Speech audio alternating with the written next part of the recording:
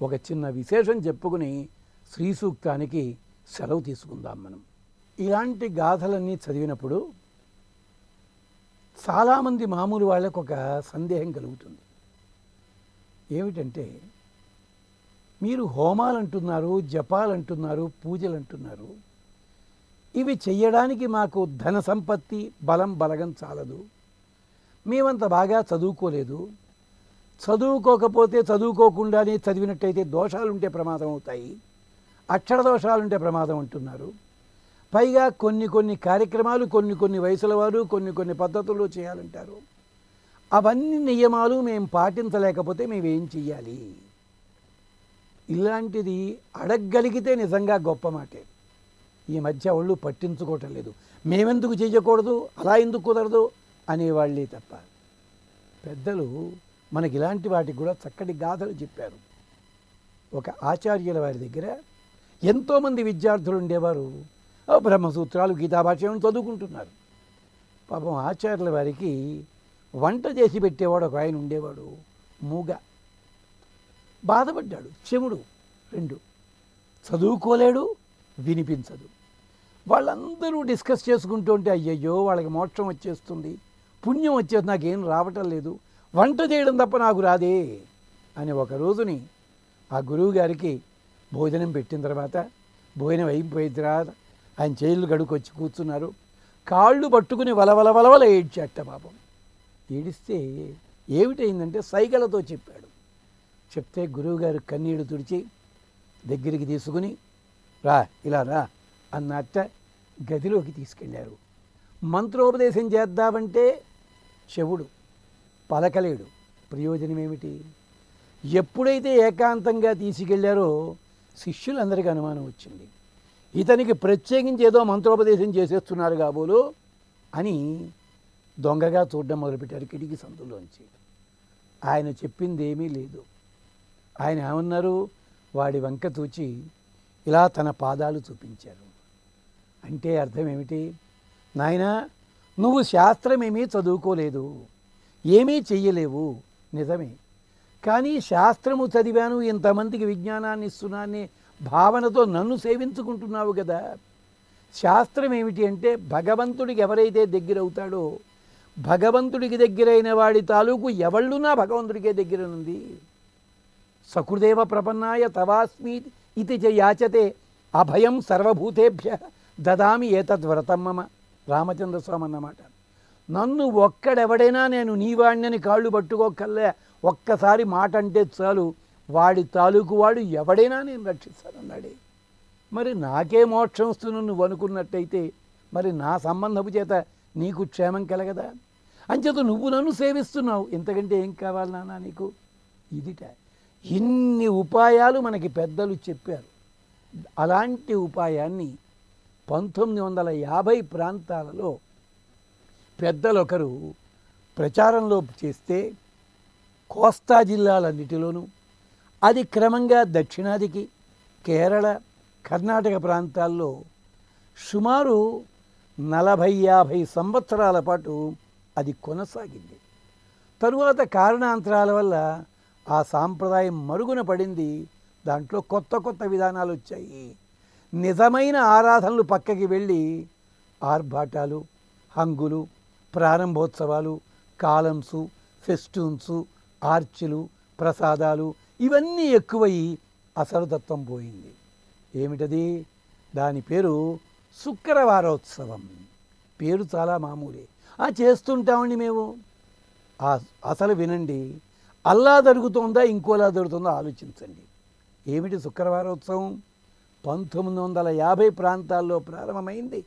సుమారు ఒక 30 సంవత్సరాల పాటు ఊరు పల్లెటూళ్ళలో కూడా 10 మంది ఉన్న ఊరు, అంటే 10 గుడిసెలున్న ఊళ్ళో కూడా జరిపించుకున్నారు వాళ్ళంతా. ఏమిటది? చాలా సులభమైన మార్గం. ఏమిటది? శ్రీ సూక్త పఠనం అవసరం లేదు, లక్ష్మీ కటాక్షం కావాలి అంతే.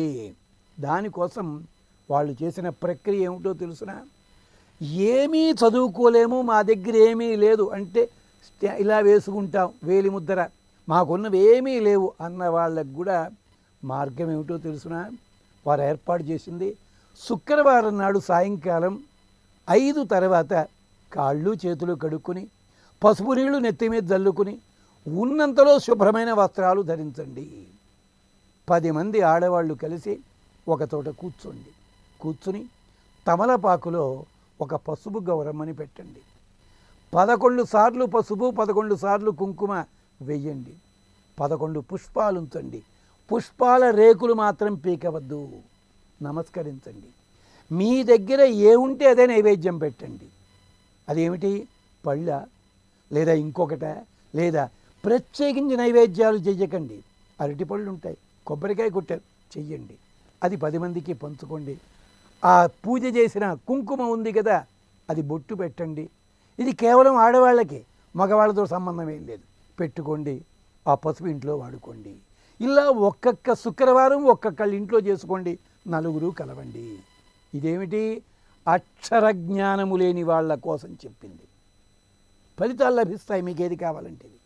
కొంచెం అక్షర జ్ఞానం ఉంది, దానికి కూడా చెప్పారు.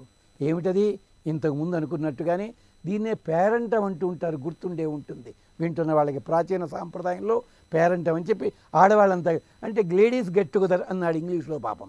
దాన్ని కొంచెం మాడిఫై చేసి కిటీ పార్టీ అని కొత్త పేరు పెట్టుకున్నాం మనం అంతా. ఇది జరిగింది. అక్కడ 3-4 కుటుంబాల వాళ్ళు, ఓ 10 మందో 5గురు కూర్చోండి. అక్కడ లక్ష్మీదేవి రూపాన్ని కానీ, ఓ పటాన్ని కానీ, లక్ష్మీ రూపుని కానీ, లేదు ఇంతకుముందు చెప్పుడుగా పసుపు ముద్దని కానీ లక్ష్మిగా భావన చేయండి. ముగ్గు వేసి అక్కడ పెట్టండి.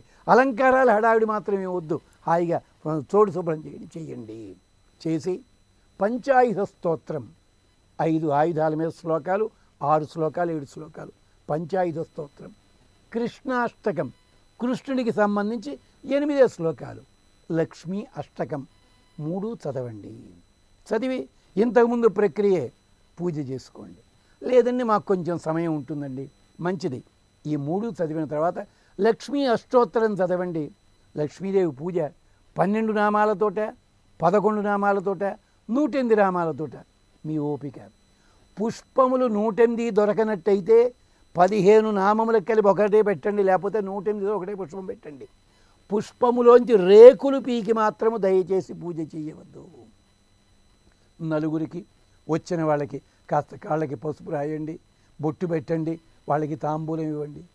ఎంత ప్రక్రియ అండి, ఎంత సులభ ప్రక్రియ అండి. ఇది శుక్రవార పూజ అని. ఇది కొద్ది పెరిగింది, గంటన్నర వరకు వెళ్ళింది. ఎలాగా, వచ్చిన వాళ్ళు ఆ స్తోత్రాలు చదువుతారు. స్తోత్రాలు చదవడం చెప్పి సహస్రనామ స్తోత్రం మొదలుపెట్టి అది గంటన్నర అయిపోయి వాచీలు చూసుకుని ఇంటికి ఇలా గోలండకూడదు. మీరు చక్కగా ఒక నియమం పెట్టుకోండి. మేము గంట లోపల, గంటంబావు లోపల చేసుకోవాలి.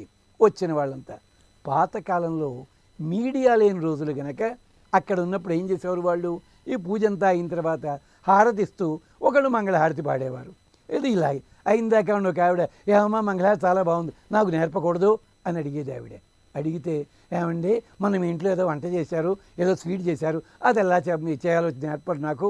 ఇలా విద్యలు ఒకరి నుంచి ఒకరికి అలా వెళ్ళేవి అలాంటి శుక్రవారోత్సవాల్లో.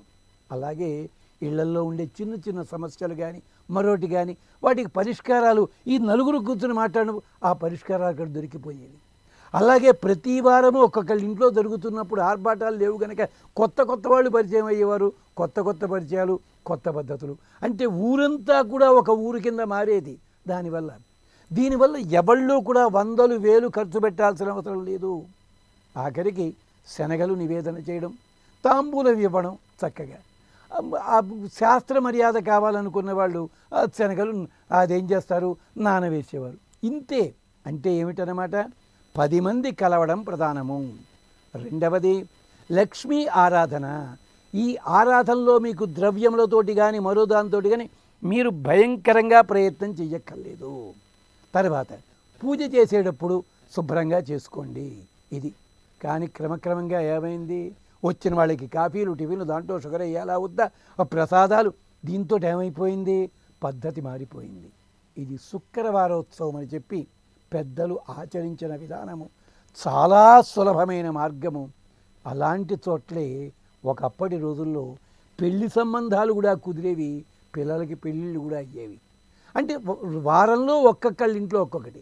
అది వ్రతంగా చేసేవాళ్ళైతే 7 వారాలు మా ఇంట్లో చేస్తాము ఇలా చేసుకునేవారు. ఇలాంటి వ్రతానుష్ఠానంతో కూడా మనం ఇది మరచిపోతున్న ప్రాచీన సాంప్రదాయం జ్ఞాపకం చేస్తూ శ్రీ సూక్త వైభవాన్ని వివిధ వల్ల విన్నంత కన్నంత తెలియవచ్చినంత అనుసంధానం చేసుకున్నాం. లక్ష్మీ అమ్మవారు లక్ష్మీ నారాయణులు మనకి సర్వశుభములు క్షేమములు కలిగింతురుగాక అని ఆశాసన చేస్తూ శ్రీ సూక్త పురుష సూక్తాలని అధ్యయనం చేసేటప్పుడు శ్రద్ధగా అధ్యయనం చేయండి, శుచిగా అధ్యయనం చేయండి, ఏకాగ్రమైన బుద్ధితో అధ్యయనం చేయండి. సమస్త సన్మంగళాని సంతు.